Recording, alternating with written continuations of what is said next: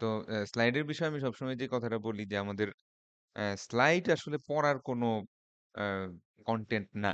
Slide স্টুডেন্টদের পড়ার content না। স্লাইডটা হচ্ছে মেইনলি টিচার কোনটার পরে কি বলবে, কিভাবে প্রেজেন্টেশন দিবে, কোন, কোন টপিক আলোচনা করবে, সেগুলা কি পয়েন্টস গুলা লিখে নিয়ে আসে। যাতে সে ক্লাসটা সুন্দর মতো কন্ডাক্ট করতে পারে, সুন্দর মতো প্রেজেন্ট করতে পারে। তো অনেকেরই একটা আইডিয়া থাকে যে একটা স্লাইড পাইলাম, এখন আল্লাহর ওয়াস্তে মনে করেন ঝাড়ায় একটা মুখস্থ দিব। ঠিক আছে? যতদূর সম্ভব কিছু না কিছু তো মার্ক আসবে। তো এই কোর্সে আমাদের মুখস্থের কোনো জায়গাই নাই বলতে পারেন। মুখস্থ করে আপনি এই কোর্সে কোনো প্রশ্নের উত্তর দিতে পারবেন না। এমনকি ফেল আসারও সম্ভাবনা আছে। কারণ কোনো প্রশ্নই আমি ডাইরেক্ট বই থেকে বা স্লাইড থেকে দিব না। প্রতিটা জিনিসই সিচুয়েশন বেস থাকবে এবং সেই সিচুয়েশনের সাথে আপনার নলেজটাকে কানেক্ট করে নিজের মতো করে এক্সপ্রেস করবেন। যেমন এখন স্যাররা কত নাম্বার সেমিস্টার করতেছেন? বলেন তো? 3 নাম্বারটা স্যার। আচ্ছা ৩ নাম্বার সেমিস্টার। আর কি, কি কোর্স করতেছেন স্যাররা?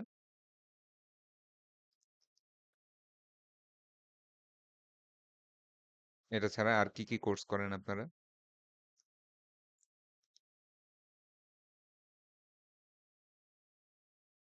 হ্যালো, শুনতে পাচ্ছেন?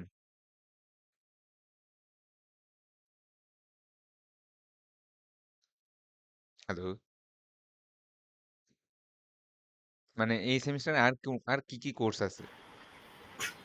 স্যার এই সেমিস্টারে আছে degrees mathematics, electronics engineering, electronics engineering drawings sessional, তারপর electronic engineering sessional, history of এমব্রেস বাংলাদেশ, আর হচ্ছে ইথিক্যাল অ্যান্ড আচ্ছা, আচ্ছা। এনভায়রনমেন্টাল মানে এই যে প্রোটেকশন। আমারটাই আরকি। হুম। আচ্ছা, তো অন্যান্য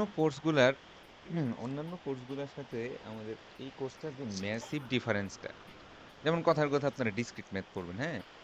তো ডিসক্রিট ম্যাথে আপনাদেরকে প্রপোজিশনাল লজিক পড়াবে, হ্যাঁ? তারপরে ম্যাথমেটিক্যাল প্রুফ পড়াবে, হ্যাঁ? ইন্ডাকশন পড়াবে, তারপরে বিভিন্ন লজিক পাজল সলভ করতে দিবে।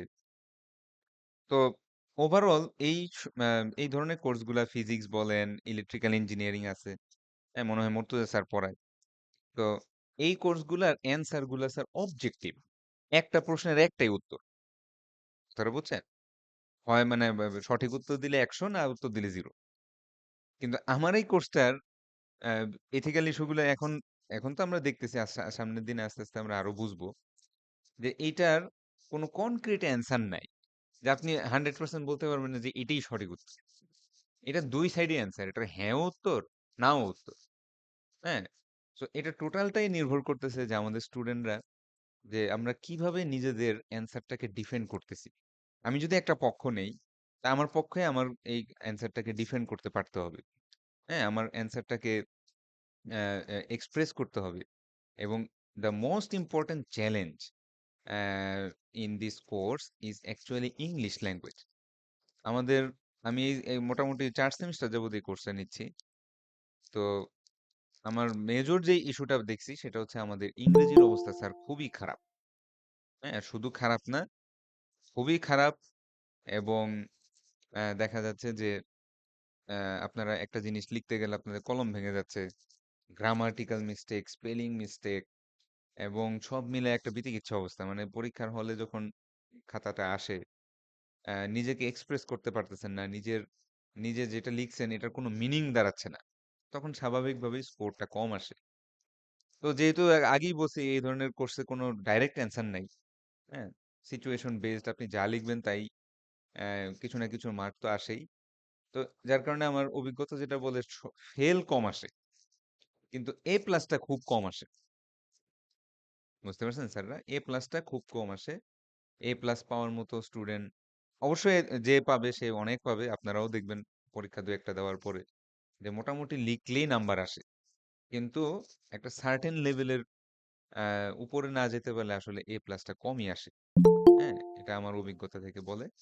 এটা এভারেজ গ্রেড বেশি আসে এই ধরনের কোর্সে। এথিক্স কোর্সে। কারণ অধিকাংশ স্টুডেন্টেরই ইংরেজির অবস্থা খুবই খারাপ। এটা আমরা যখন ২-১ টা খাতা দেখব বা কুইজ-টুইজ দিব তখন আপনারা নিজেরাও রিয়ালাইজ করতে পারবেন। তো যদিও এটা ইংলিশ কোর্স না, কিন্তু আল্টিমেটলি যেহেতু আমাদের ইউনিভার্সিটিতে এখন ইংলিশ ছাড়া ওয়ে নাই, কোয়েশ্চেন আসবে ইংলিশে, অ্যান্সারও দিতে হবে ইংলিশে। সো এই ইংলিশের প্র্যাকটিসটা আপনারা আমি আশা করি বজায় রাখবেন এবং যাতে নিজেদের লেভেলটা একটু আপগ্রেড করতে পারেন। আচ্ছা, আর হলো স্কোরিং। স্কোরিং তো অন্যান্য জিনিসগুলোর মতোই। আমাদের স্কোরিং হচ্ছে 10% অ্যাটেন্ডেন্স, তারপরে 10% কুইজ। সো কুইজ যদি ধরেন 2টা নেই তাহলে 2টার মধ্যে এভারেজ হবে, যদি 3টা নেই তাহলে 3টার মধ্যে এভারেজ মার্ক যেটা হবে সেটাই। আর 10% আমাদের একটা অ্যাসাইনমেন্ট থাকবে, অ্যাসাইনমেন্টের উপর 30% মিড এবং 40% ফাইনাল। এটা আমাদের অন্যান্য থিওরি কোর্সেও একই রকম, আহ, এই এই কোর্সেও সেম। তো ওভারঅল আমি আপনাদেরকে ভয় দেখাচ্ছি না, আমি জাস্ট রিয়েলিটি গুলো বলতেছি। যেহেতু এতদিনে না হলেও প্রায় 300 থেকে 400 স্টুডেন্ট পড়ানো হয়ে গেছে এই কোর্সে। সো তাদের থেকেই বলতেছি, যারা যারা ভালো রেজাল্ট করে তাদের ইংলিশের লেখার কোয়ালিটিটা ভালো। হ্যাঁ, তারা নিজেদেরকে এক্সপ্রেস করতে পারে, তারা যদি একটা পক্ষ নেয় সেই পক্ষে 2-4টা যুক্তি দিতে পারে। তো এই ধরনের স্টুডেন্টরাই সাধারণত এ প্লাসটা পেয়ে যায়। এছাড়া ওভারঅল একটা এভারেজ গ্রেড, বি সি এরকম, এরকম গ্রেডই বেশি। আর ফেলও ওইভাবে কম আসে। এখন আপনি যদি কোনো কুইজ না দেন, একদিনও ক্লাসে না আসেন, কোনো অ্যাসাইনমেন্ট জমা না দেন, মিডে খারাপ, ফাইনালে খারাপ, হ্যাঁ, নাম্বার আসছে সব মিলে 15, এই 15 মার্ককে 40 বানাবো কি বলে? বাট ধরেন কারো যদি কাছাকাছি একটা নাম্বার চলে আসে, হ্যাঁ, 32-35 চলে আসে, তো তাকে তো আর আমি 5 মার্কের জন্য ফেল দিব না। তো সেই ক্ষেত্রে আমরা অবশ্যই কনসিডারেশন করব। বা ইভেন আমি এটাও করি সাধারণত, যে কোনো একটা স্টুডেন্টের যদি 2-1 মার্কের জন্য একটা গ্রেড বেশি আসে, তো আমি সেটাও সবসময় চেষ্টা করি দিয়ে দেওয়ার। অর্থাৎ আপনি যদি অ্যাকচুয়ালি বি প্লাস পান, তো তার মানে হচ্ছে কোনো না কোনো ভাবে আপনি বি পর্যন্ত পৌঁছাইছেন। অল্প কিছু মার্ক বাকি ছিল, ওই মার্কটুকু আমি অ্যাড করে 1 গ্রেড বাড়াই দিচ্ছি। তো আমি গ্রেডিং পলিসি বা ওভারঅল আমি লিনিয়েন্ট, কিন্তু সামনের দিনে আমরা দেখবো যে আস্তে আস্তে এই কোর্সের রিকোয়ারমেন্ট গুলো কিরকম, কোশ্চেন কিরকম আসে। হ্যাঁ, আপনাদের মেইন যেই প্রশ্নটা এখন মনে মনে আসতেছে, সেটা হচ্ছে প্রশ্ন কিরকম আসবে। এগুলো নিয়ে আপাতত টেনশনের কিছু নাই, ঠিক আছে? এগুলো আমি সবই আপনাদেরকে গাইড করে করে নিয়ে যাব, সবই এক্সপ্লেন করব, সব প্র্যাকটিস করায় তারপরেই আপনাদেরকে পরীক্ষার হলে প্রশ্ন দেব। তো এই পর্যন্ত কোনো কোশ্চেন আছে স্যারদের? আপাতত টেনশন করেন না, আমি সব বিষয়ে আপনাদেরকে গাইড করব, যেভাবে যেভাবে বলবো আশা করি ইনশাল্লাহ ভালো হবে। তা বাট ওভারঅল ওই যে বললাম যে কারো কারো দেখা যায় ইংলিশ লেভেলটা খুবই খারাপ। হ্যাঁ, তো তাদের দেখা যায় যে এই কোর্সে ওইভাবে তারা ফুলে উঠতে পারতেছে না বা ভালো রেজাল্ট আসতেছে, বাট ফেল কম আসে। আচ্ছা, তো আমরা একটু পড়ায় আসি। তো আমরা ফার্স্টেই কিছু টার্মস, কিছু টার্মসের সাথে পরিচিত হব। আগেও বলতেছি, আমার কোর্সে কোনো জায়গায় কোনো কিছুই মুখস্থ করতে হবে না। আপনি পড়বেন, রিডিং পড়বেন, আন্ডারস্ট্যান্ড করার চেষ্টা করবেন। স্টাডি ম্যাটেরিয়াল হিসাবে আপনি ইন্টারনেট থেকে জার্নাল আর্টিকেল পড়তে পারেন, টেক্সট বই পড়তে পারেন, যে কোনো জায়গা থেকে আপনি স্টাডি করতে পারেন, কিন্তু কোনো কিছুই মুখস্থের প্রয়োজন নাই। হ্যাঁ, আপনার নলেজটাকে ইউজ করতে হবে, সার্টেন সিচুয়েশনে ইউজ করতে হবে, এবং যা যা পড়াবো সেগুলা যাতে পরীক্ষার খাতায় থাকে, এটাই। আচ্ছা, কেউ মনে হয় আসছে। ও আচ্ছা, আমাদের ক্লাসের রেকর্ডিংও থাকবে, আমি রেকর্ডিং গুলো আপনাদেরকে ক্লাসে এসে শেয়ার করে দেবো। আহ, কোথায় গেলাম? এই তো। তো প্রথমেই যে টার্মটা পড়বো সেটার নাম হচ্ছে মোরালিটি। এই মোরালিটি শব্দটার বাংলা কে বলতে পারবেন স্যাররা? মোরালিটি। ধার্মিকতা, না না, ধার্মিকতা না, অন্য সরি কেউ। নৈতিকতা। নৈতিকতা, হ্যাঁ, ইয়েস, এক্স্যাক্টলি। তো বেসিক্যালি হচ্ছে the distinction between right and wrong behaviour. হ্যাঁ, যে কোনটা আপনার ভালো, কোনটা সঠিক, কোনটা বেঠিক, এই যে কনসাইন্সটা, এটাকে আমরা বলতেছি মোরালিটি। তো মোরালস আর one's personal beliefs about right and wrong. Personal beliefs about right and wrong, এখানে কি ওয়ার্ড যেটা, সেটা হচ্ছে পার্সোনাল। হ্যাঁ, তাহলে আমরা একটু পড়ি, তারপরে আমি বুঝাচ্ছি। The term morality refers to social conventions about right and wrong that are so widely shared that they become the basis for an established consensus.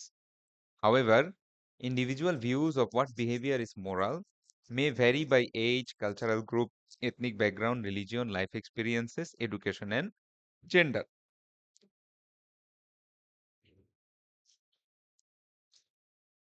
হ্যাঁ, তো মোরালিটির বিষয়টা আমি আপনাদেরকে একটা উদাহরণ দেই। ধরেন কথার কথা যে আমি একজন মুসলিম পার্সন। হুম? তো আমার রিলিজিয়ন আমাকে বলতেছে যে শূকরের মাংস খেও না। কথা বুঝতে পারছেন? আমার রিলিজিয়ন আমাকে বলতেছে শূকরের মাংস খেও না। তো এখন আপনি যদি কথার কথা যে জাপান বা এরকম কোনো একটা কান্ট্রিতে গিয়ে দেখেন যে আমি ওইখান থেকে একটা পর্ক আইটেম অর্ডার করে সেই মজা করে খাচ্ছি।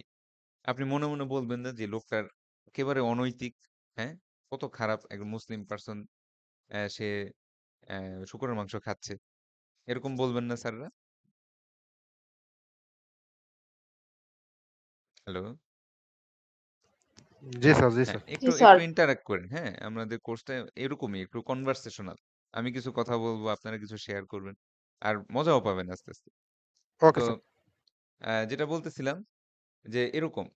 কিন্তু এখন চিন্তা করে দেখেন যে আমার এখানে রিলিজিয়াস ফ্যাক্টরটা আমাকে মোরালিটির একটা বাউন্ডারি সেটআপ করে দিচ্ছে যে তুমি শূকরের মাংস খেতে পারবে না।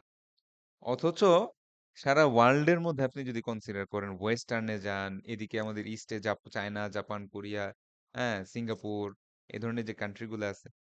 তো এইখানে এটা it's just another meet item. হ্যাঁ, পর্ক খুবই পপুলার একটা মিট আইটেম।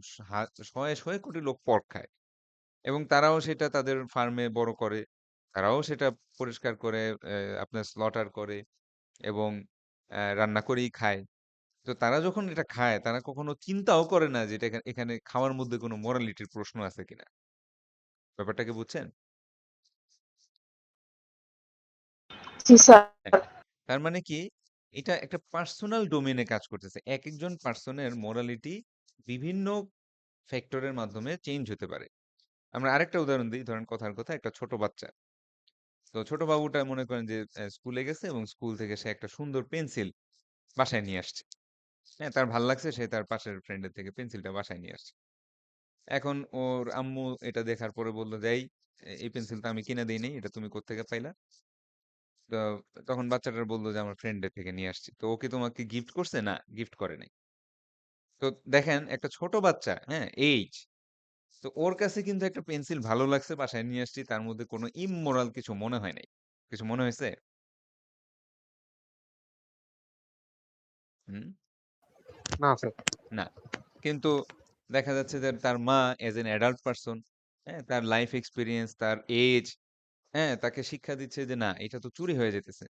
হ্যাঁ? তুমি তুমি এরকম পেন্সিল না বলে নিয়ে আসতে পারো না। কালকে গিয়ে সরি বলে ফেরত দিয়ে আসবা।" হুম? এরকম বলি না আমরা? তারপরে ধরেন হ্যাঁ কথার স্যার। কথা ইভেন এডুকেশন বা ইভেন জেন্ডারও অনেক ক্ষেত্রে মানুষের মোরালিটির মধ্যে আ ডিফার করতে পারে। হ্যাঁ? কম শিক্ষিত লোকেদের একরকম মোরালিটি থাকে। হাইলি এডুকেটেড লোকদের অন্য ধরনের মোরালিটি থাকে। হুম? ধরেন এই যে একজন রিক্শাওয়ালা সে ঠাস করে ৳১০০ ভাড়া বেশি চাইতে তার কোনো লজ্জা লাগে না। হ্যাঁ? তার কোনো মোরালিটি তার এটা ইমোরাল মনে হয় না। আমি কষ্ট করতেছি, রোদ অনেক, বৃষ্টি অনেক। আমি ৳১০০ ভাড়া চাইতেই পারি। ঠিক না? জি স্যার। তো এরকম হচ্ছে বিষয়টা। আচ্ছা, এবার আসলে ইথিক্স। ইথিক্সও একই জিনিস। Ethics is a set of beliefs about right and wrong behavior. But এইখানে কিওয়ার্ডটা হচ্ছে উইদিন এ সোসাইটি বা আমি অনেক সময় বলি যে within a certain region. Hmm? Within a certain region. তো একটা জিনিস দেখেন যে যেমন আমাদের বাংলাদেশ, ইন্ডিয়া, পাকিস্তান, এদিকে শ্রীলঙ্কা, নেপাল, ভুটান বলেন বা এই যারা আমরা সাবকন্টিনেন্টে আছি। তো আমাদের কিন্তু মোরলেস অ্যা এই রাইট অন রং এর যে বিহেভিয়ারটা, হ্যাঁ? সেটা কিন্তু কাছাকাছি সেম। হ্যাঁ? কিছু, কিছু পার্থক্য আছে। কালচারাল, রিলিজিয়াস কিছু পার্থক্য আছে। বাট মোর অর লেস আমাদের অনেক কিছু কিন্তু মিলে যায়। একটা উদাহরণ দেই যেমন কথার কথা মনে করেন যে আম এই প্রি-ম্যারিটাল সেক্সুয়াল রিলেশনশিপ, হ্যাঁ? তো এই ব্যাপারটাকে কিন্তু আমাদের সোসাইটি কি ভালোভাবে ধরে? হুম? না স্যার। হ্যাঁ, ভালোভাবে ধরে না। শুধু আমাদের না, এটা ভারত, পাকিস্তান, এদিকে মনে করেন নেপাল, ভুটান প্রায় সবাই জিনিসটাকে একটা নেগেটিভলি তারা আ আ তারা এটা কনসিডার করে। কিন্তু আপনি ওয়েস্টার্ন এ যান, তারা এটাকে কিছুই মনে করে না। হ্যাঁ? তাদের যদি গার্লফ্রেন্ডও বা একটা বয়ফ্রেন্ড বাসায় নিয়ে আসে, তারা এটাকে আরো অ্যাপ্রিশিয়েট করে। ঠিক আছে? সো একটা সার্টেন রিজিয়নে এটা রং বিহেভিয়ার। আরেকটা সার্টেন রিজিয়নে এটাতে কোনো সমস্যা নাই। হ্যাঁ? তাহলে ইথিক্স এর ব্যাপারটা কি আসতেছে যে আ একটা এটার রেঞ্জটা আরেকটু বড়, এটার ডোমেইনটা আরেকটু বড়। মোরালিটিটা যেমন পারসন বাই পারসন ডিফার করতেছিল। ইথিক্সটা আবার রিজিয়ন মানে বেশ অনেকগুলা মানুষের ইথিক্সের আ সিলেকশন চয়েসটা সেম। কিন্তু আবার আরেকটা ডিফারেন্ট রিজিয়নে ডিফারেন্স হইতে পারে। আচ্ছা, এরপরে আসতেছে হচ্ছে ভার্চুস অ্যান্ড ভাইস। তো এই ২ টা ওয়ার্ডের বাংলা কে বলতে পারবেন? Virtues, vice.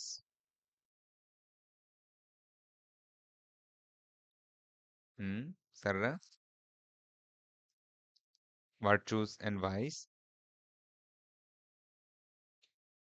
পারবেন কেউ? আচ্ছা, ভার্চু কথাটা শুনেন নাই কখনো? ভার্চু? স্যার ওদের গুণাবলী স্যার। হ্যাঁ, হ্যাঁ, গুণাবলী মানে সদ্গুণ। হ্যাঁ? জি বেসিক্যালি স্যার। ভার্চু মানে হচ্ছে সদ্গুণ আর ভাইস মানে হচ্ছে খারাপ গুণ, বদগুণ। তো স্যারেরা কিছু সদ্গুণের নাম বলেন তো শুনি। কিছু ভালো গুণের নাম মানুষের।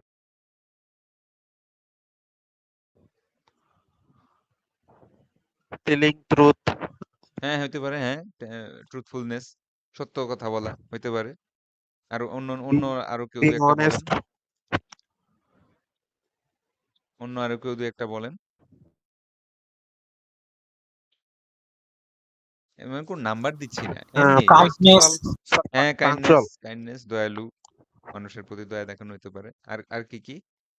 পাঞ্চুয়াল। হ্যাঁ, পাংচুয়ালিটি, সময়ানুবর্তিতা হইতে পারে, হইতে পারে।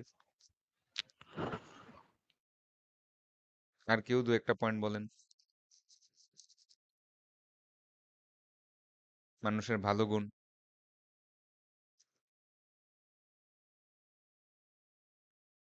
হুম। তো এরকমই যে আমরা অনেক ধরনের ভালো গুণ দেখি যে ক্ষমাশীলতা, ফরগিভনেস, পরোপকারিতা, বেনেভোলেন্স। হ্যাঁ, এরকম অনেক ধরনের ভালো, ভালো গুণ আমরা দেখি। তাহলে এগুলো উল্টাটাই হচ্ছে ভাইস। হ্যাঁ? খারাপ ব্যবহার করা, মিথ্যা কথা বলা, মানুষকে ঠকানো। এগুলো হচ্ছে ভাইস। বুঝতে পারছি না স্যাররা? জি আচ্ছা। স্যার। তো ইন্টেগ্রিটি। ইন্টেগ্রিটি মানে হচ্ছে যে integrity is to act in accordance with a personal code of principles that extend to all people the same respect and consideration that you expect to receive from others. আচ্ছা, এটার মানে হচ্ছে আপনি চান মানুষ আপনার সাথে ভালো ব্যবহার করুক। হ্যাঁ, মানুষ সত্য কথা বলুক, তারা ফেয়ার আচরণ করুক, তারা আপনাকে লোক না ঠকাক। তা আপনাকেও তো সেম কাজটা করতে হবে। হুম? আমরা এথিক্স এর একটা এটা অনেক সময় বলা হয় গোল্ডেন রুল অফ এথিক্স। তো গোল্ডেন রুল অফ এথিক্স হচ্ছে আপনি মানুষের সাথে সেই বিহেভিয়ারই করেন যেটা আপনি নিজে তার থেকে চান। বুঝতে পারছেন? আপনি চান সে আপনার সাথে ভালো ব্যবহার করে। তো আপনারও তো তার সাথে ভালো ব্যবহার করতে হবে। হুম? এরকম একটা বিষয়। এই জিনিসটাকে আমরা বলতেছি হচ্ছে ইন্টিগ্রিটি। অর্থাৎ যেটা আমি এক্সপেক্ট করি from other people, I need to I need to extend my behaviour in the same way that I expect from others. আচ্ছা, এখনো আসতেছে স্টুডেন্ট আল্লাহরে। আচ্ছা, এরপরে ফাইনালি যেই ইয়াটা আসলো সেটা আসলো হচ্ছে ল। আচ্ছা, তাহলে ল কোনগুলা? একটু আগে আমরা মোরালিটি দেখলাম পারসন ওয়াইজ পারসন ডিফার করতেছে বিভিন্ন ফ্যাক্টরের কারণে। একটু পরে ইথিক্স দেখলাম এখানেও একটু ডিফার আছে। হ্যাঁ, কোন একটা সার্টেন রিজিয়ন ইথিক্স একরকম, আরেক জায়গায় ইথিক্স একরকম। কিন্তু এমন কিছু, কিছু ব্যাপার আছে যেটার ব্যাপারে সমস্ত দেশ, সমস্ত সোসাইটি একমত পোষণ করে। যেমন আমাকে বলেন তো স্যার এমন কোন দেশ আছে যেখানে চুরি করা ভালো? হ্যাঁ? না যেখানে ধরেন মার্ডার বা লোক ঠকানো কোনো ফ্রড, হ্যাঁ, বা বিজনেসে কোনো ধরনের লোক ঠকানো বা ভেজাল মিশানো, এগুলা কোনো সোসাইটিতে কোনো জায়গায় অ্যাকসেপ্টেড আছে? না স্যার। হ্যাঁ, এই ব্যাপারে কোনো সন্দেহ নাই। তো বেসিক্যালি ইথিক্সের যে বিষয়গুলা একেবারে ইউনিভার্সালি অ্যাকসেপ্টেড থাকে, সেই জিনিসগুলা স্ট্যাটাসটা আপনার আপ হয়ে একদম লতে চলে যায়। এবং ল এর বিষয়টা হচ্ছে ল যদি কেউ ভাঙে তার কিন্তু শাস্তির ব্যবস্থা হয়। হুম? তাকে জি স্যার। কোর্ট তাকে শাস্তির ব্যবস্থা করবে। তারপর পুলিশ আছে বা ইত্যাদি যেই আমরা ফোর্স গুলো আমরা দেখি যে ইনস্টিটিউশন গুলা দেখি গভর্নমেন্টের তারা কিন্তু ল গুলাকে এনফোর্স করে। বুঝতে পারছি?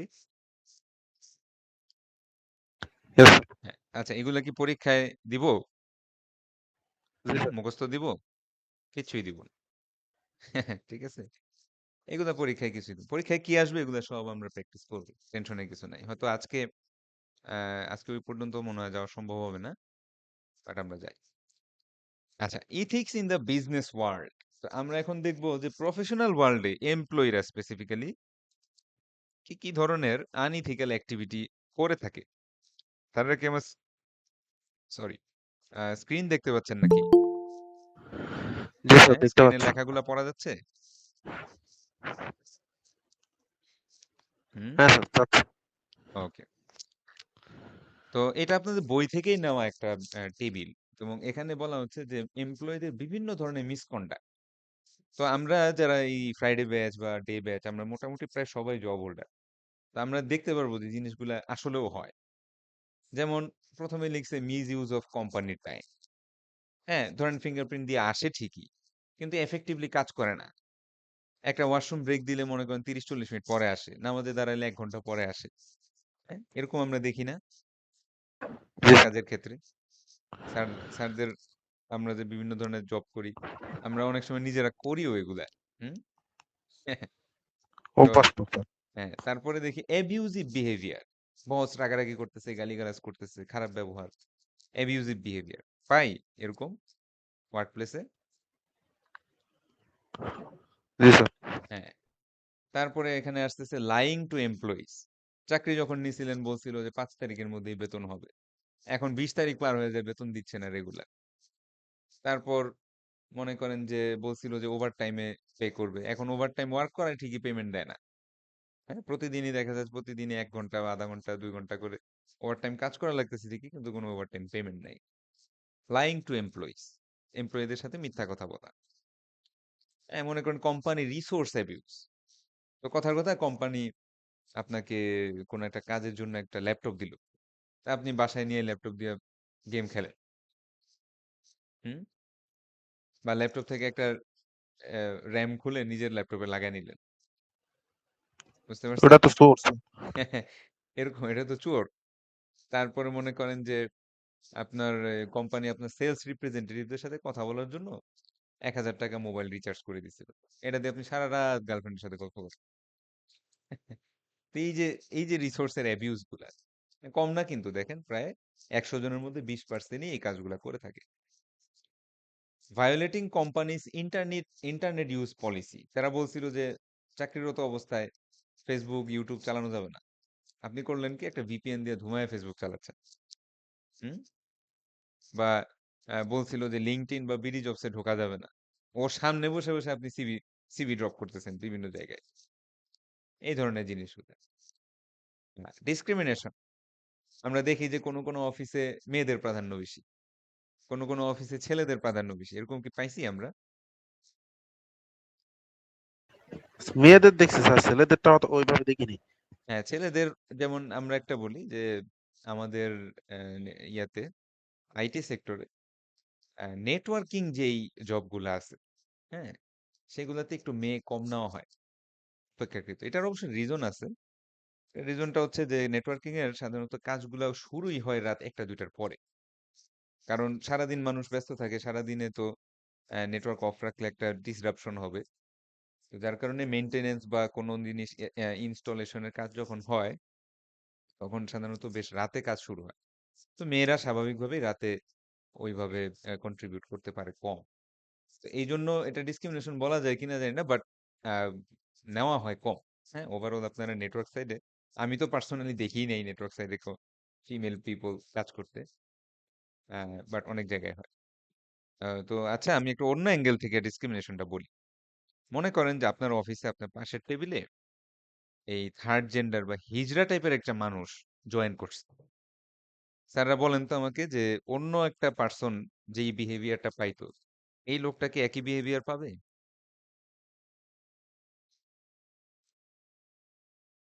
হুম? কি মনে হয়? পাওয়ার তো কথা না স্যার। হ্যাঁ, পাওয়ার কথা না, পাওয়ার কথা না। তো আমরা কিন্তু ওই লোকটার অ্যাম ইয়া মানে তার এডুকেশনাল এক্সপেরিয়েন্স, তার ওয়ার্ক এক্সপেরিয়েন্স, হ্যাঁ? তার এই জিনিসগুলাকে ফ্যাক্টর আমরা করি কম। এই যে লোকটা দেখতে একটু অন্যরকম, তার ভয়েসটা একটু অন্যরকম, হ্যাঁ? তার appearance একটু অন্যরকম। আমরা কিন্তু তার physical attribute টাকে প্রাধান্য দিয়ে দিচ্ছি বেশি।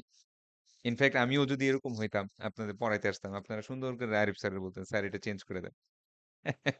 ঠিক আছে? এই স্যার ক্লাস করব। এটার কি বলবো? স্যার বলবো না ম্যাডাম বলবো। ঠিক আছে? আপনারাও আনকমফোর্টেবল ফিল করতেন যদি আমার ভয়েসটা একটু অন্যরকম থাকতো, আমার appearance টা যদি একটু অন্যরকম থাকতো। অনেকেই আমরা ডিসক্রিমিনেশন এর মধ্যে পড়ে যাই। কিংবা এরকম সেম ডিসক্রিমিনেশন হয় যখন আমরা ইন্ডিয়ান সাবকন্টিনেন্টের লোকেরা যখন ওয়েস্টে যাই, হ্যাঁ? এবং ওইখানে যখন সাদাদের দ্বারা ডিসক্রিমিনেশন এর শিকার হই। হ্যাঁ? আমাদের যে গায়ের কালারটা একটু কালো, কালো একটু ব্রাউনিশ। তো এই কালারের লোকজনদের কিন্তু ব্যাপক ডিসক্রিমিনেশন এর শিকার হইতে হয়। ঠিক না স্যাররা? বিদেশে?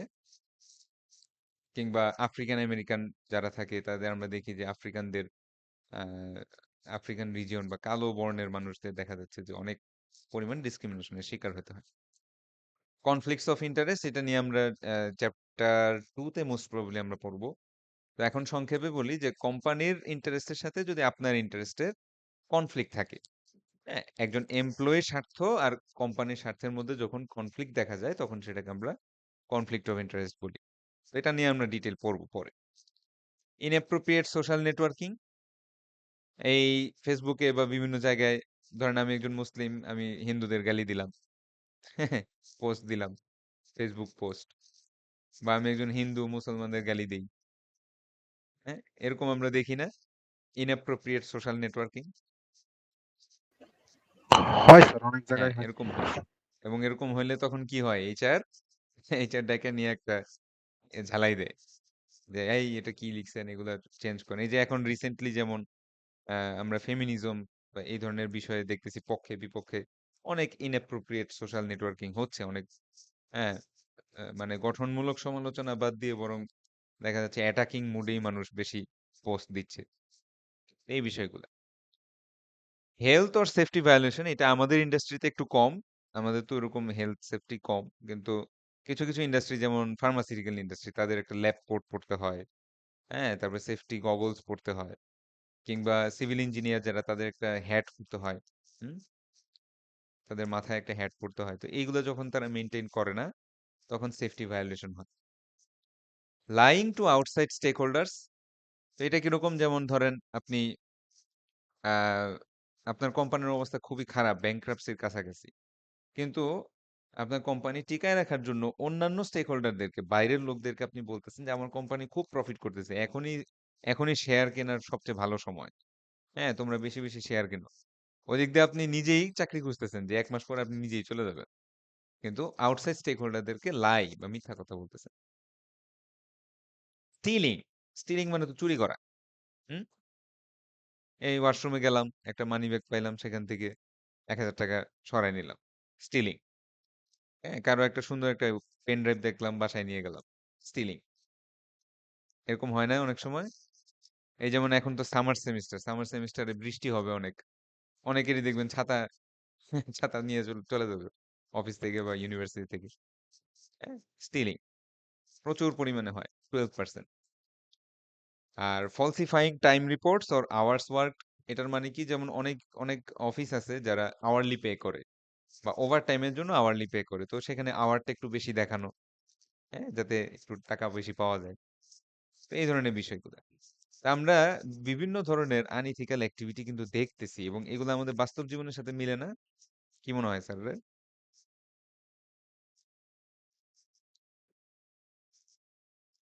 হ্যালো, শুনতে পাচ্ছেন?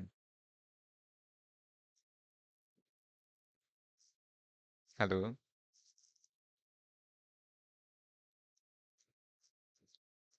जी सर। হ্যাঁ, এগুলো কি বাস্তবের সাথে মিলে রেদওয়ান?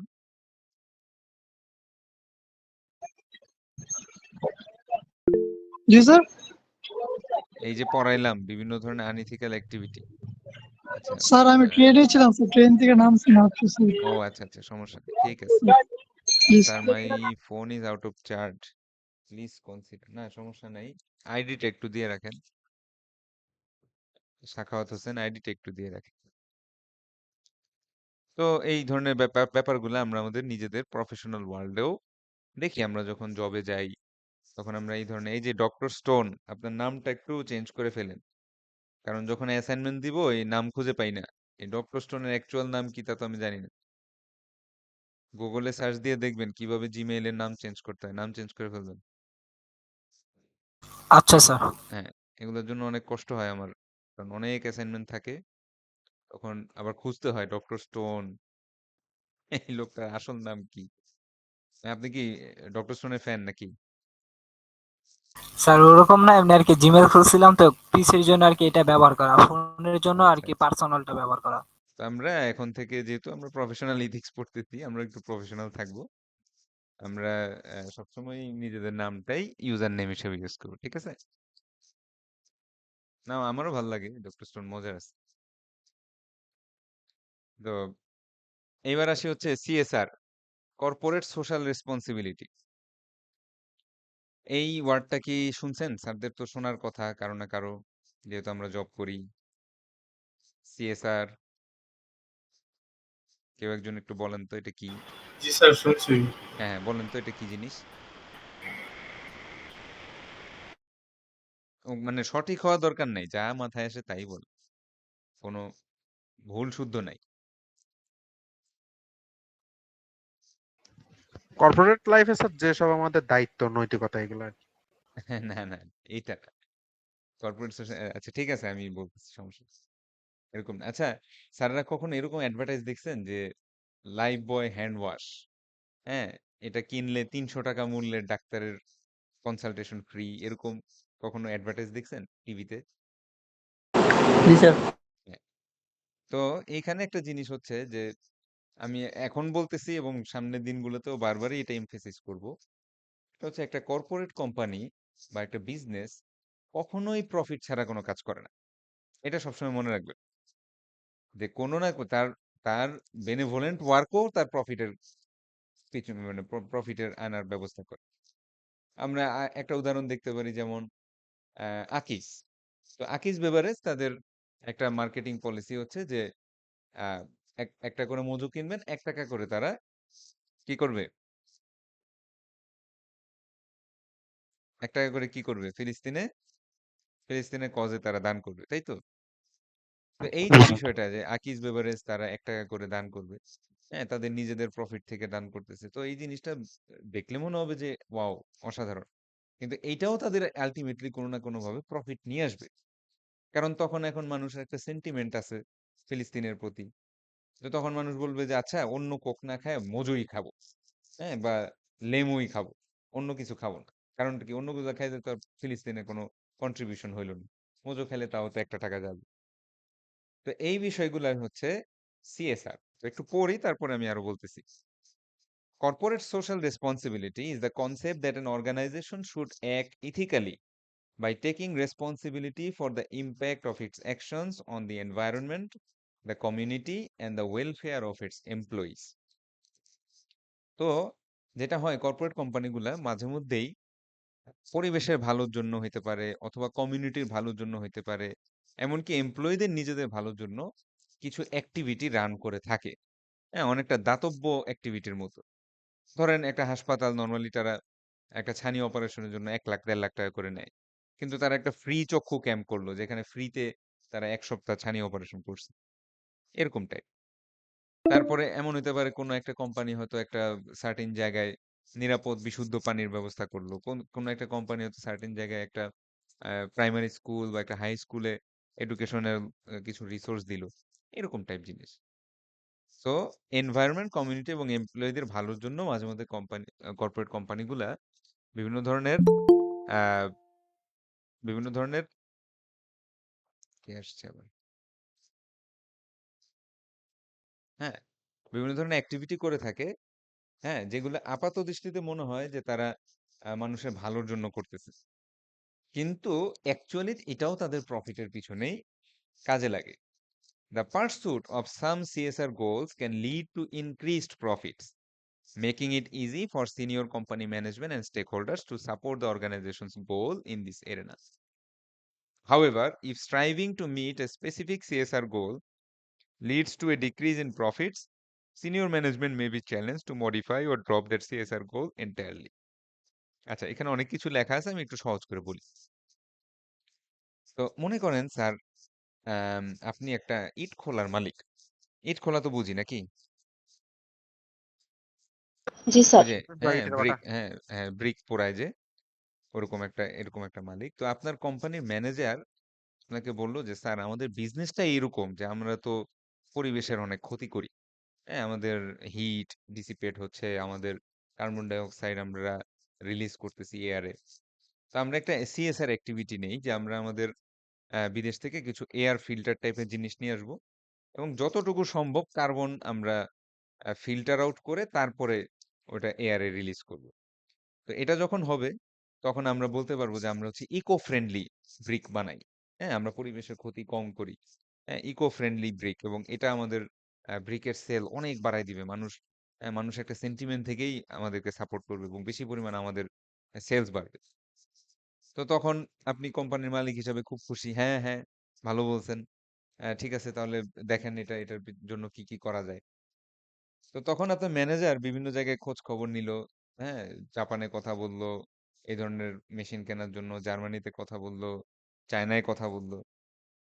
তো সে সমস্ত ক্যালকুলেশন করে দেখে যে এগুলো বিদেশ থেকে ইম্পোর্ট করে নিয়ে আসতে এবং এক্সিস্টিং যে ম্যানুফ্যাকচারিং ইনফ্রাস্ট্রাকচার আছে সেখানে জিনিসটা সেট আপ করতে, হ্যাঁ, একটা হিউজ অ্যামাউন্ট অফ খরচ লেগে যাবে। ধরেন কথার কথা 50 কোটি টাকা লাগবে। এবং আপনি যেই চিন্তাটা করছিলেন যে আমার ইটের বিক্রি বাড়বে, সেইটা তো হবেই না, বরং উল্টা আরো লস যাবে। সিচুয়েশনটা কি বুঝতে পারছেন? জি স্যার। হ্যাঁ। তো ওই সময় আপনার ম্যানেজার আপনাকে বলল যে, স্যার আসলে আমি তো ইনিশিয়ালি এরকম একটা প্ল্যান করছিলাম, কিন্তু আমরা ক্যালকুলেশন করে দেখলাম যে এই সিএসআর অ্যাক্টিভিটিতে অনেক খরচ হয়ে যাবে, বরং সেটা আমাদের কোনোদিনও প্রফিটে আসবে না। তো আমরা চলেন সিএসআরটা একটু চেঞ্জ করি। তো ও বলে, হ্যাঁ, কিভাবে করবে? বলে, আমরা এক কাজ করি, আমরা বলি যে আমরা 1 লক্ষ গাছের চারা রোপণ করব এবং এগুলো 2 বছর রক্ষণাবেক্ষণ করব যাতে বড় হইতে পারে। তো এখন গাছ কি করে? গাছ কার্বন ডাই অক্সাইড ইনটেক করে না তাদের ফুড বানানোর জন্য। তাদের যেটা আমরা ফটোসিনথেসিস বলি, সালোক সংশ্লেষণ। এটার জন্য গাছ কার্বন ডাই অক্সাইড নেয় না। হুম, এগুলো তো বুঝেন স্যার, জি স্যার। নাকি? জি স্যার। হ্যাঁ। তো তখন তাহলে আপনি বললেন যে তাহলে আমি যে পরিমাণ কার্বন ডাই অক্সাইড এয়ারে রিলিজ করি, আমি যদি সেম পরিমাণ কার্বন ডাই অক্সাইড ইনটেক করাই, তাহলে আমরা কার্বন নিউট্রাল থাকতে পারি। মানে দিয়ে থুয়ে মনে করেন যে আপনার পরিবেশ দূষণ কম। এটাও যদি আমরা মার্কেট করি তাহলে কিন্তু মানুষ ওই একই সেন্টিমেন্টের মাধ্যমে আমাদের আমাদের ব্রিক্স গুলা কিনবে এবং এট দ্য সেম টাইম এই পার্টিকুলার সিএসআর এ আমাদের এত পরিমাণ খরচ হবে না, যেটা আর্লি সিএসআর প্ল্যানে হইতো। তাহলে এই ক্ষেত্রে ব্যাপারটা কি হচ্ছিল যে কোনো কারণে সিএসআর অ্যাক্টিভিটির জন্য যদি আপনার প্রফিটের জায়গায় লস আসে, তখন সেই সিএসআর অ্যাক্টিভিটি একে একে বন্ধ হয়ে যেতে পারে, আর নাইলে জিনিসটা একটু মডিফাই করে অন্যদিকে সিএসআরটা ঘুরায় নিতে পারে কোম্পানিগুলা। বুঝতে পারছি? জি স্যার। আচ্ছা, তো তাহলে আমরা দেখলাম যে সিএসআর অ্যাক্টিভিটি হচ্ছে যে কোম্পানি নিজের গরজেই কিছু কাজ করে থাকে কমিউনিটি বা এনভায়রনমেন্ট বা এমপ্লয়ীদের ভালোর জন্য। তো এরকম একটা অন্যতম সিএসআর কাজ হচ্ছে বা সিএসআর অ্যাক্টিভিটি হচ্ছে এমপ্লয়ীদের ইথিক্স ইমপ্রুভ করা। এমপ্লয়ীদের ইথিক্স বা এই যে রাইট অ্যান্ড রং বিহেভিয়ারের যে কনসাইন্সটা, সেটা ডেভেলপ করা এবং ইমপ্রুভ করাটা হচ্ছে একটা অন্যতম সিএসআর অ্যাক্টিভিটি। তাদের তো অনেক ধরনের সিএসআর অ্যাক্টিভিটি হয়তো, যেমন আকি যে ক্ষেত্রে ডোনেশন করতেছে, তো সেই ক্ষেত্রে কর্পোরেট সোশ্যাল রেসপন্সিবিলিটি হিসেবে বিজনেস ইথিক্স ইমপ্রুভ করাটাও একটা গুরুত্বপূর্ণ সিএসআর অ্যাক্টিভিটি। এখন প্রশ্ন আসতেছে যে আমি একটু আগে আপনাদের বলছি যে কোম্পানি কিন্তু নিজের প্রফিট ছাড়া কিছু করে না। তাহলে আপনার ইথিক্স ইমপ্রুভ করে কোম্পানির কি লাভ? চিন্তা করছেন কখনো? হ্যাঁ, আপনাকে ইথিক্স শিখায়, আপনার ইথিক্স ডেভেলপ করে, আপনাকে ইথিক্স এর ট্রেনিং দিয়ে বা একটা ওয়ার্কশপ 2 সপ্তাহ বা 3 সপ্তাহ একটা ওয়ার্কশপ করায় ওর কি লাভ? তো আমরা এখন এই জিনিসগুলা নিয়ে একটু আলোচনা করব। আচ্ছা, প্রথমেই পয়েন্ট একটা দেখি, লেখা আছে কি, gaining the good will of the community. Goodwill এই শব্দটার বাংলা কে বলতে পারবেন? গুডউইল এই ইংরেজি ওয়ার্ডটার বাংলা কে বলতে পারবেন?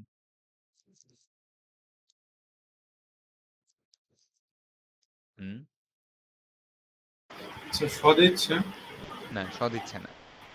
হ্যাঁ, দেখতে এরকমই লাগে, গুড উইল ভালো ইচ্ছা, বাট এটার মিনিং ওটা না। অন্য কেউ? শুভেচ্ছা। না, অন্য কেউ পারবেন? এটা এটা একটা স্পেসিফিক মিনিং আছে। অন্য কেউ পারবেন? প্রীতি তা হ্যাঁ হ্যাঁ, মঙ্গল কামনা। ম্যাডাম বলেন তো। প্রীতি প্রীতি না, গুডউইল মানে সুনাম, সুনাম। বুঝতে পারছেন? এটার মানে ওই ডাইরেক্ট বোঝা যায় না। গুড উইল ওটা দেখলে বোঝা যায় না যে এটার মিনিং হচ্ছে সুনাম। হ্যাঁ, তো gaining the good will of the community এটার মানে হচ্ছে যে কমিউনিটির মধ্যে সুনাম অর্জন করা। বুঝতে পারছেন? আচ্ছা, এখন স্যাররা কিছু ভালো ভালো কোম্পানির নাম বলেন তো। প্রাণ। হুম হুম, হতে পারে প্রাণ। আর বসুন্ধরা কিছু? স্যার। আর কিছু ভালো ভালো কোম্পানি বাংলাদেশে?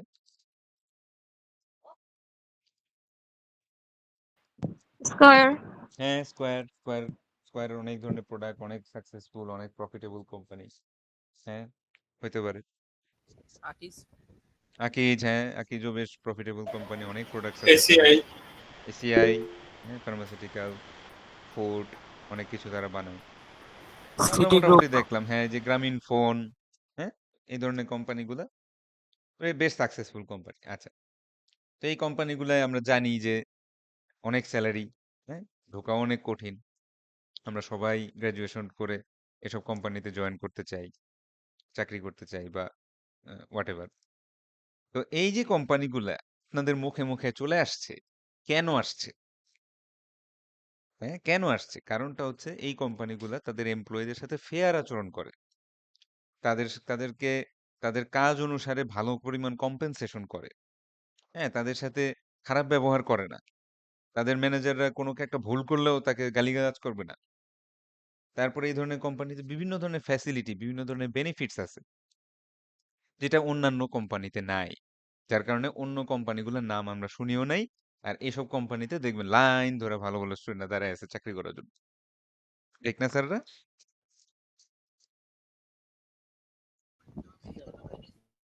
হুম, জি স্যার।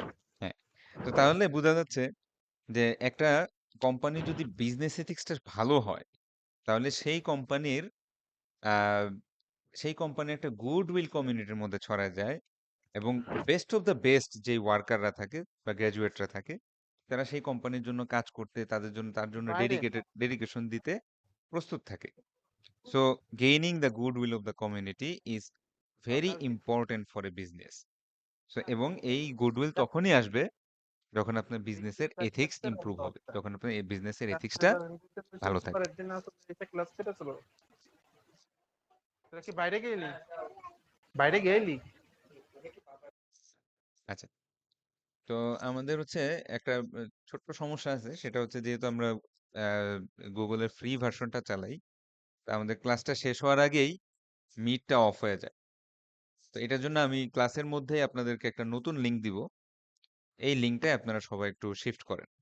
হুম, এটা প্রত্যেক ক্লাসেই করতে হবে, কারণ 1 ঘন্টা 1.5 ঘন্টার ক্লাস তো 1 ঘন্টা করে সর্বোচ্চ ফ্রি পাওয়া যায়। তো আমি একটা নতুন লিংক দিচ্ছি, আপনারা সবাই এটাতে জয়েন করেন। আমি গুগল ক্লাসরুমেও চেঞ্জ করে দিব।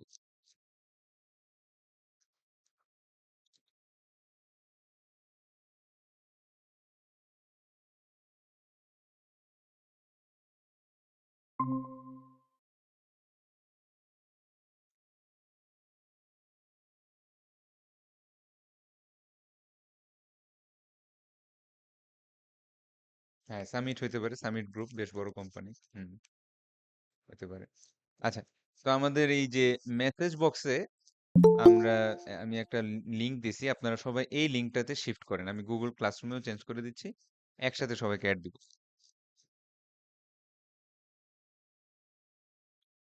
F1, F1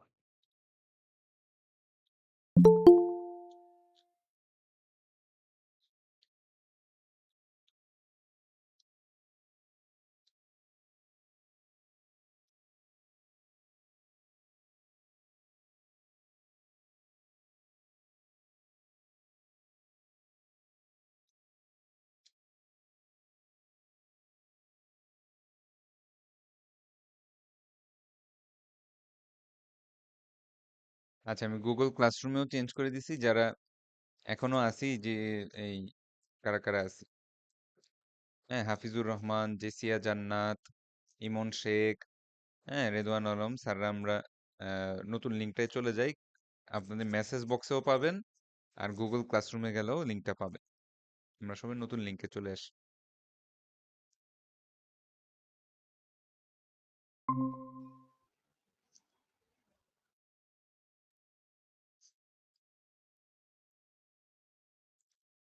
এই যে হাফিজুর রহমান, ইমন শেখ, মনিরুল ইসলাম, আর এইচ মোহিত, রেদওয়ান আলম স্যাররা আমরা নতুন লিঙ্কে চলে যাই। আমি পিন করে রাখছি মেসেজ বক্সে, আপনাদের গুগল ক্লাসরুমেও দেওয়া আছে। আপনারা সবাই নতুন লিঙ্কে চলে আসেন।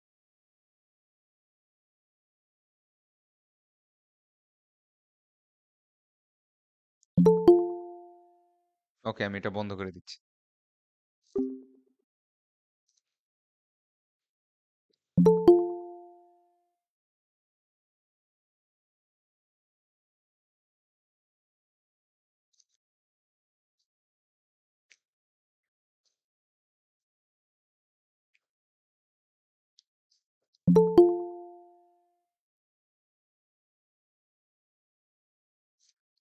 ওকে, তো এরপরে দেখি যে creating an organisation that operates consistently. আচ্ছা, এবার আমাকে বলেন কনসিস্টেন্সি এই শব্দটার বাংলা কি?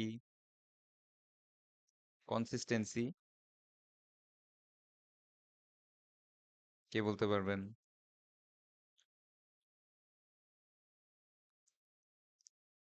হুম, স্যাররা শুনতে পাচ্ছেন কথা? স্যার ধারাবাহিকতা। ধারাবাহিকতা, ভেরি গুড। তার মানে হচ্ছে এমন কোম্পানির সাথে আপনি কিন্তু ডিল করতে চাইবেন না যারা একবার ভালো একবার খারাপ, একবার ভালো একবার খারাপ। হ্যাঁ, কোনো সময় তারা পেমেন্ট ঠিক মতো দেয়, কোনো সময় দেয় না। তাহলে এই ধরনের কোম্পানিগুলা কিন্তু আপনার আস্তে আস্তে তাদের কাস্টমার হারাইতে থাকে। হ্যাঁ, তাদের প্রোডাক্ট বা সার্ভিসের সেল আস্তে আস্তে কমতে থাকে, এমনকি তার আস্তে করে মার্কেট থেকে ভ্যানিশ হয়ে যায়। সো কনসিস্টেন্ট থাকতে হবে। হ্যাঁ, সার্ভিস বলেন বা প্রোডাক্ট প্রোডাকশন বলেন, সেটার কোয়ালিটি, সেটার ডেলিভারি, এগুলাতে কনসিস্টেন্ট থাকতে হবে, ঠিক না? তো জি সাধারণত স্যার। যেসব কোম্পানির ইথিক্স ভালো, যেসব কোম্পানির ভিতরে ইথিক্সটা ডেভেলপ করা, সেসব কোম্পানির কনসিস্টেন্সি ভালো। হ্যাঁ, তারা একই ধরনের বিহেভিয়ার আপনি সবসময় তাদের থেকে পাবেন, এবং স্বাভাবিকভাবে এই ধরনের কোম্পানির সাথে মানুষ বেশি বিজনেস ডিল করতে চায়, মানুষ বেশি তাদের প্রোডাক্টগুলা বাই করতে চায়, কারণ তাদের তাদের থেকে একটা কনসিস্টেন্ট আচরণ পাওয়া সম্ভব। আচ্ছা, ফস্টারিং গুড বিজনেস প্র্যাকটিসেস, এটাও ওই যে আগের কনসিস্টেন্সির মতোই চলে আসতেছে। Protecting the organisation and its employees from legal action. আচ্ছা, এটা কি? আম, ব্যাপারটা হচ্ছে অনেকটা এরকম যে, মনে করেন যে আপনার বিভিন্ন কোম্পানির জন্য, আমরা আমরা যেহেতু অলরেডি জব করি, আমরা এই ব্যাপারটা আরো ভালো বুঝবো যে আমাদের কাজের জন্যই বিভিন্ন সময় বিভিন্ন আনইথিক্যাল কাজ করা লাগে ব্যবসার মধ্যেই। হ্যাঁ, হয়তো দেখা যাচ্ছে কোনো একটা গভর্নমেন্ট এজেন্সিকে ঘুষ দেওয়া লাগতেছে।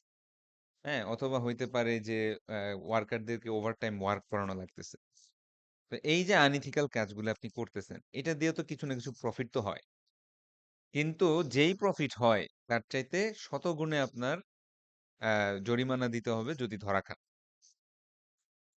ব্যাপারটা বুঝছেন? কর্পোরেট সেক্টরে সাধারণত যে মামলাগুলা হয়, কর্পোরেট ল কিংবা লেবার ল, হ্যাঁ, বা দেশের আইন, হ্যাঁ, বাংলাদেশের আইন, ফ্রডালেন্ট অ্যাক্টিভিটিস, এই আইনগুলায় কর্পোরেট সেক্টরে যে মামলা হয় সেটা খুব ইজিলি 100 কোটি টাকা, 200 কোটি টাকার মামলা হয়ে যায়, জরিমানা হয়ে যায়। তো দেখা যাচ্ছে আপনি আহ, বিভিন্ন আনইথিক্যাল কাজ করে হয়তো 20 কোটি টাকা বাঁচাইছেন, আর আপনার 100 কোটি টাকা জরিমানাই আসছে। ব্যাপারটা কি বুঝতে পারছেন স্যাররা? জি স্যার। হ্যাঁ, এরপরে আসতেছে হচ্ছে অ্যাভয়েডিং আনফেভারেবল পাবলিসিটি। তো কোনো কোম্পানি চায় না যে তাদের পাবলিক ইমেজটা খারাপ হোক। হুম? যেমন একটা উদাহরণ দিই, যে বেক্সিমকো, এই যে কোম্পানিটা, এটা কিন্তু খুব লাভজনক একটা বেশ বড় প্রতিষ্ঠান বাংলাদেশে, কিন্তু বর্তমানে তাদের দেখবেন স্টকের প্রাইস দিনকে দিন কমতেছে। এটার রিজনটা কি?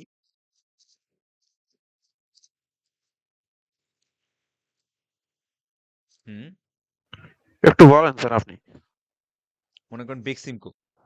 বেক্সিমকো জি স্যার। শুনছেন না? জি স্যার। যে এই কোম্পানিটা তো খুব সাকসেসফুল একটা কোম্পানি। বেশ টপ 10 কোম্পানিগুলোর মধ্যে একটা বাংলাদেশে। তো হ্যাঁ। এই কোম্পানির শেয়ারের দাম দিনকে দিন কমতেছে কেন?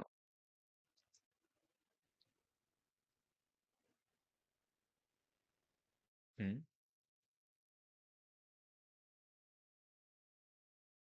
কেউ বলতে পারবেন না?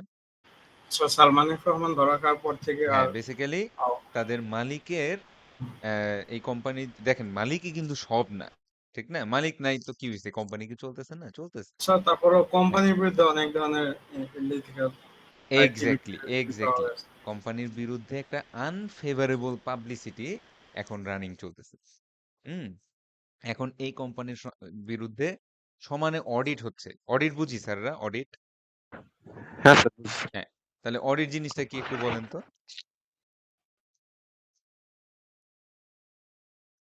অডিট?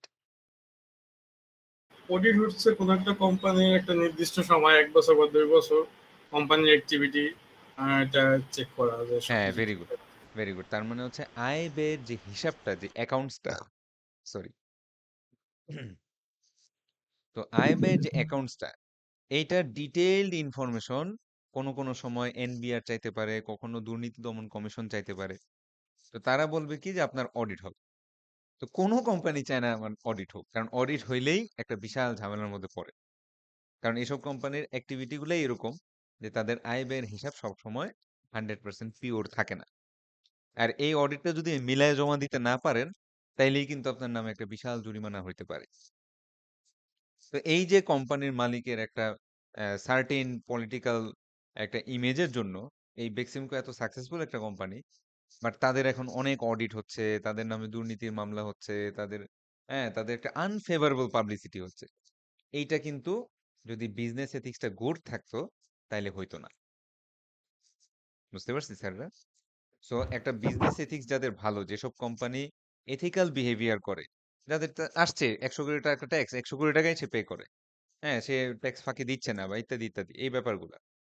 এইসব কোম্পানিদের কখনোই ওইরকম ভাবে আনফেভারেবল পাবলিসিটি হয় না, তাদের স্টক প্রাইসও শেয়ারের দামও কমে না, এবং তাদের বিরুদ্ধে এত বেশি পরিমাণ অডিটও হয় না। আচ্ছা, এখানে একটা টার্ম আছে, সেই টার্মটার নাম হচ্ছে স্টেক হোল্ডার্স। এটা টার্মটা আমরা অনেকবার ইউজ করব। স্টেক হোল্ডার মানে হচ্ছে একটা কোম্পানির সাথে জড়িত সবাই, সেটা শেয়ার হোল্ডার বা প্র্যাকটিক্যালি মালিকরা, এমপ্লয়িরা যারা চাকরি করে, কাস্টমাররা যারা ওর থেকে কিনে, সাপ্লায়ার মানে তার কাছে যারা বিক্রি করে, হ্যাঁ, কাঁচামাল বিক্রি করে, সাপ্লাই যারা দেয়, এন্ড দ্য ওভারঅল কমিউনিটি। যেমন এই যে একটু আগে বেক্সিমকোর কথাই বলছি, তো বেক্সিমকোর অনেক প্রোডাক্ট আছে খুব নেসেসারি। এই যে নাপা ট্যাবলেট কথার কথা। তো এখন কোনো কারণে যদি বেক্সিমকোর অপারেশনস যদি ডিসরাপশনের কারণে আপনার নাপা ট্যাবলেটের একটা সংকট বাজারে দেখা যায়, তো এইটা আপনার আমার ঘাড়ে পড়বে না? অবশ্যই স্যার। এটার একটা এফেক্ট পড়বে না? সো আলটিমেটলি ওইটা যে শুধুমাত্র ওই মালিকের আর ওই শ্রমিকেরই মাথা ব্যথা তা না। কিছু কিছু ক্ষেত্রে দেখা যায় যে স্টেক হোল্ডারদের মধ্যে ওভারঅল কমিউনিটিটাও এক্সটেন্ড হয়ে চলে আসে। বুঝতে পারছি আমরা? জি স্যার। ওকে। তো এবার আমরা দেখবো হচ্ছে যে এতক্ষণ তো দেখলাম যে ইথিক্স এর দরকার আছে, আমাদের বিজনেস সেটআপে ইথিক্স এর দরকার আছে, এটা আমরা দেখলাম। এখন প্রশ্ন আসতেছে ইথিক্স ইমপ্রুভ করব কিভাবে, আমার ব্যবসার মধ্যে ইথিক্সটা ভালো করব কিভাবে? এই বিষয়ে কতগুলো সাজেশন এখানে দেওয়া আছে। প্রথমেই দেওয়া আছে কি যে employees R willing to seek advice about ethical issues. যে যেমন ধরেন কথার কথা যে আপনার পাশের টেবিলেই দেখতেছেন যে একটা অন্যায়, একটা দুর্নীতি যেমন টাইপের কিছু একটা হচ্ছে। তো আপনি আপনার ম্যানেজারকে বললেন যে স্যার আমার মনে হচ্ছে আমাদের অফিসের এই কাজটা ভালো হচ্ছে না। বলেন তো স্যারদের ম্যানেজাররা কি বলবে? হুম, মোস্ট মোস্ট প্রবাবলি ম্যানেজারদের অ্যান্সার কি আসবে আপনি যখন এই কথাটা গিয়ে বলবেন যে আমাদের অফিসের এই কাজটা ভালো হচ্ছে না?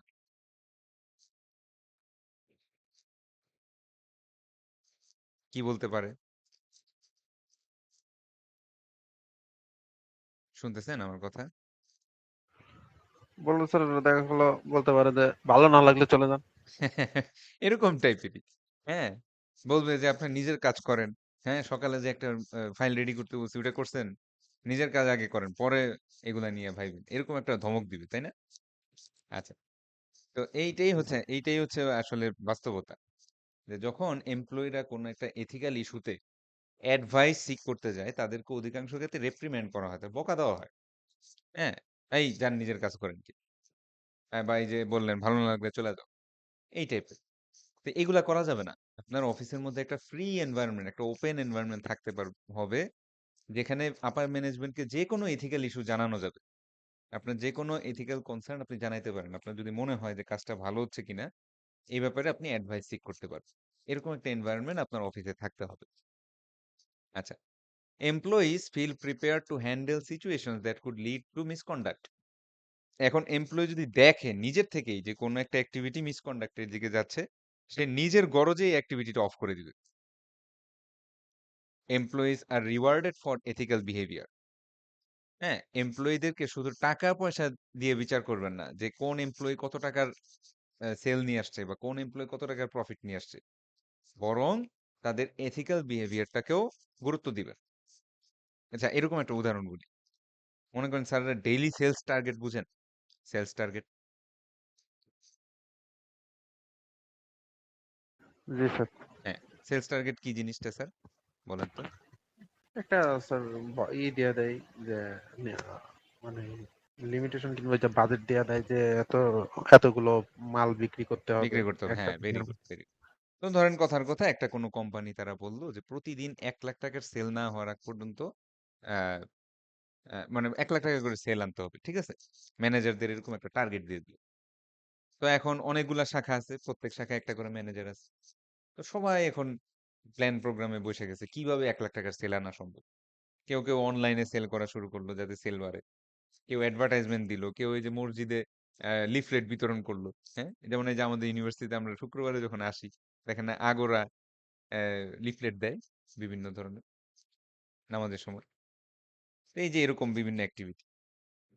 তো প্রত্যেকটা ম্যানেজারই কাজ করতেছেন। একজন ম্যানেজার ভাবলো যে এক কাজ করি, ৳১,০০,০০০ সেল না হওয়ার আগ পর্যন্ত আমার দোকান খোলা থাকবে। এখন রাত ১টা বাজুক ২টা বাজুক যাই হোক।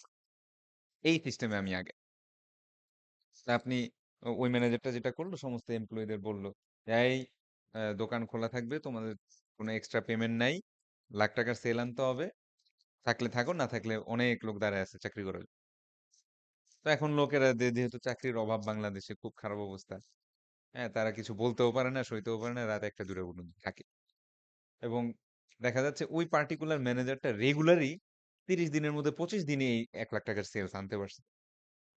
তো এখন কোন একটা Q1, Q2 বা কোন একটা ইভ্যালুয়েশন পিরিয়ডে দেখা গেল যে এই ম্যানেজারের পারফরম্যান্স খুব ভালো। হ্যাঁ? ওনার খুব প্রশংসা করতেছে। বলতেছে, "এই ওরে দেখে শিখো। ও তো রেগুলার সেলস আনতে পারে। তোমরা পারো না কেন?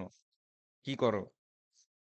আচ্ছা, এখন বলেন তো যে অন্য ম্যানেজার গুলা, হুম? তারা পরের বছর কি কাজ করবে? হুম? হ্যালো?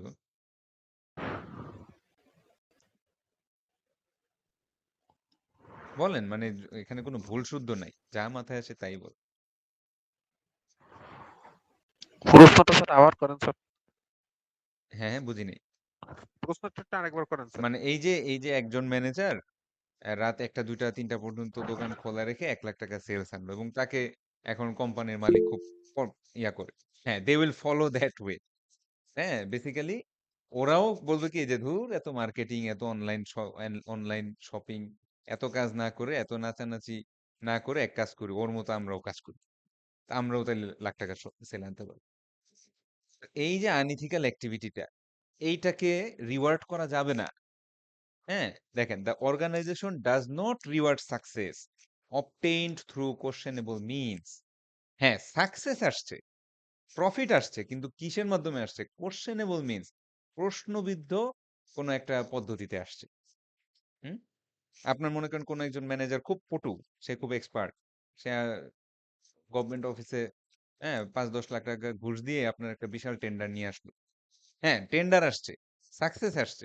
কিন্তু তার যে প্রসেসটা কি ভালো? হুম? প্রসেসটা না স্যার। ভালো না। প্রসেসটা questionable, প্রসেসটা আনলফুল। আইনের সাথে বিপরীতপন্থী। সো যার কারণে এই ধরনের লোকদেরকে সাকসেস আপনি যদি রিওয়ার্ড দিতে থাকেন, তখন অন্যান্য এমপ্লয়িরাও মোটিভেটেড হবে ওই কাজগুলো করার জন্য। ওভারঅল আপনার কোম্পানির এথিক্সটাই নষ্ট হয়ে যাবে। So employees R rewarded for their ethical behaviour. শুধু টাকা পয়সা দিয়ে না, বরং তাদের এথিক্সটা দিয়েও আমরা তাদেরকে বিচার করব। And at the same time we will not reward success for the people who are unethical, who are following unethical way, even to improve your profit. ঠিক আছে, even to gain more profit. আপনার more profit আনার জন্য যদি তারা unethical activity গুলো করে, তাকে আমরা রিওয়ার্ড দিব না। আচ্ছা, employees feel positively about the company. আচ্ছা, এখান থেকে আমরা যেহেতু সময় শেষ, আজকে আর আমরা যাব না। এখান থেকে আমরা নেক্সট ক্লাসে একটু পড়বো। তো আমরা একটু অ্যাটেন্ডেন্সটা নিয়ে নিই।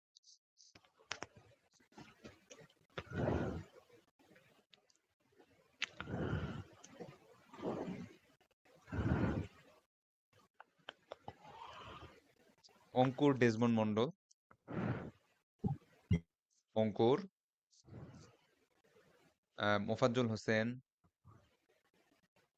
তৌসিফ আলম। কি ব্যাপার, শুনতে পাচ্ছেন আমার কথা? হ্যালো, জি স্যার, শোনা যায় স্যার। স্ক্রিন দেখতেছেন? আমি অ্যাটেন্ডেন্স দিচ্ছি। ওকে ওকে। মনিরুল ইসলাম সোহাগ, কেউ নাই নাকি? মোহাম্মদ মনিরুল ইসলাম, আচ্ছা। Tarikul Hazra, yes sir. আমির ফয়সাল হিমেল, এটা কি লেখা? Rahikim Maktum Muhit, present sir. সাখাওয়াত হোসেন, উনি মনে হয় বলছিল আছে। Rabeya Afrin, Present, sir. Mohammad Sajed, yes sir. Hafizur Rahman, Hafizur Rahman নাই, মুন্না মিয়া নাই, শাহাদাত হোসেন বাপ্পি, শাহাদাত হোসেন আছেন? আচ্ছা, মুন্না আছেন, আচ্ছা আচ্ছা। শাহাদাত হোসেন নাই, মিঠুন ব্যাপারী, মিঠুন ব্যাপারী আছেন? Present sir. আচ্ছা। Alifa Akter Priyanka, Yes, sir. উপমা রয়, Yes, sir. Alamin Islam Rabbi, yes sir. Asaduzzaman Siam, present sir. Saleh Ahmed, Saleh Ahmed নাই, ইমন শেখ নাই, Mehedi Hasan Tushar, yes sir. Abu Bakar Siddique, yes sir. Abu Bakar, আচ্ছা। জেসিয়া জান্নাত মৌসুমী রাত্রি, আর মোসাম্মদ ফারিয়া জান্নাত ইরা। দেখি তো, ফারিয়া জান্নাত ইরা, স্যার হাফিজুর রহমান। হাফিজুর রহমান না? জি। হাফিজুর, দেখি তো, হ্যাঁ। আচ্ছা, হাফিজুর রহমান। আর আর কে আছে? আর কারোটা ডাকি না এরকম আছে? ওকে, আচ্ছা। তাহলে আজকের ক্লাসে আমরা যতটুকু পড়ছি, কোনো কোয়েশ্চেন, কনফিউশন? তো আমি এক্সপেক্ট করব যে আপনারা মোর এন্ড মোর একটু এনগেজিং হবেন। হ্যাঁ, আমরা যখন আলোচনা করব, আরো দু চারটা এক্সপিরিয়েন্স শেয়ার করবেন, এবং ক্লাসটা আরো এনজয়েবল হবে, এফেক্টিভ হবে। বুঝতে পারছেন? কথা বলবেন, কথা বললে আমি কোনো নাম্বার কেটে দিব না। ওকে? কারণ এথিক্সের বিষয়গুলো একটু আলোচনা, একটু বিভিন্ন অ্যাঙ্গেলে কথা বলা যায়। আমি একটা বলবো এটাই যে কারেক্ট অ্যান্সার তা না। হ্যাঁ, আপনিও একটা অ্যান্সার দিতে পারেন চাইলে। অবশ্যই সেটার পিছনে লজিক এবং নলেজ থাকতে হবে। তো এভাবে আমাদের ডেভেলপমেন্টটা হবে এবং আমরা পরীক্ষায়ও ভালো করতে পারবো। ঠিক আছে, তাহলে আজকে যদি কোনো কোশ্চেন না থাকে আমরা ছুটি। রেকর্ডিংটা অফ করে দিই।